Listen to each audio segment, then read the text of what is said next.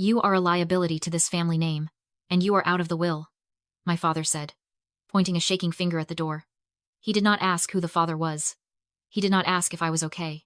He just used my pregnancy as an excuse to throw me away before I could expose his crimes. I did not cry. I reached under my chair, pulled out a small gift box containing 3 years of unpaid loan notices he had forged in my name, and set it right on his placemat.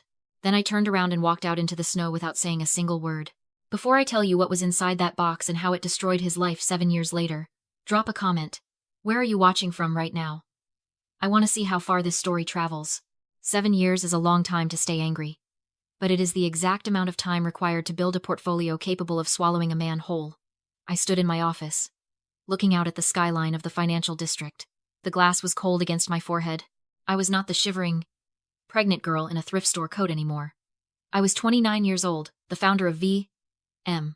Holdings, and I specialized in a very specific sector of the market: distressed debt. I bought bad loans from banks that were tired of chasing deadbeats, and I turned those deadbeats into profit. I walked back to my desk and tapped the spacebar.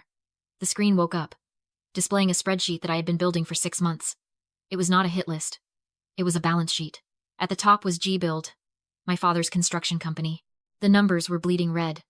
Gavin had always been good at shaking hands and terrible at managing cash flow. He had over-leveraged himself on 3 commercial projects that went nowhere, and now the interest was eating him alive.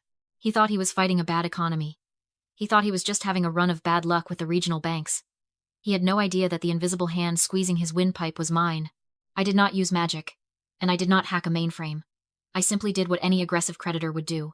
I called the vice presidents of the 3 community banks, holding his overdue notes. They were frustrated, exhausted by his excuses, and terrified of the default hitting their quarterly reports. I offered to take the toxicity off their books for 60 cents on the dollar. They thanked me. They signed the papers. And just like that, I became the primary owner of Gavin's debt. I scrolled down to the total. $450,000. It was not a fortune to a Wall Street hedge fund, but to a man like Gavin, who leveraged his reputation to lease his luxury car. It was enough to bury him. He was drowning, and I was the only one holding a life preserver. My intercom buzzed. It was my lawyer, a man I paid very well to be the face of my operation so my father would not see mine until it was too late. He told me Gavin had responded to the pressure. He was asking for a meeting to know if V.M. Holdings was interested in a restructuring deal. I smiled. It was not a happy smile. It was the expression of a hunter who just heard the trap snap. Gavin was arrogant. He would assume V.M. Holdings was some faceless corporate entity he could charm or swindle, just like he had swindled everyone else his entire life. He would think he could walk into a room, flash his teeth, sign a paper, and kick the can down the road for another year. I told my lawyer to set it up. I told him to offer a lifeline, but to emphasize that the window closed in 48 hours. I needed him to panic. I grabbed my coat. The acquisition phase was over. The liquidation was about to begin. I drove to the meeting location in silence. The radio was off. I needed to hear my own thoughts because, for 7 years, I had let his voice drown them out. People ask why I never fought back sooner. They assume I ran away because I was a scared pregnant girl who could not handle the pressure of single motherhood. That is the story Gavin tells at his country club. He plays the heartbroken father whose wild daughter disappeared into the night. But that was not why I left. I did not leave because of the baby. I left because of the signature. I was 18 years old when he made me the corporate secretary of G-Build.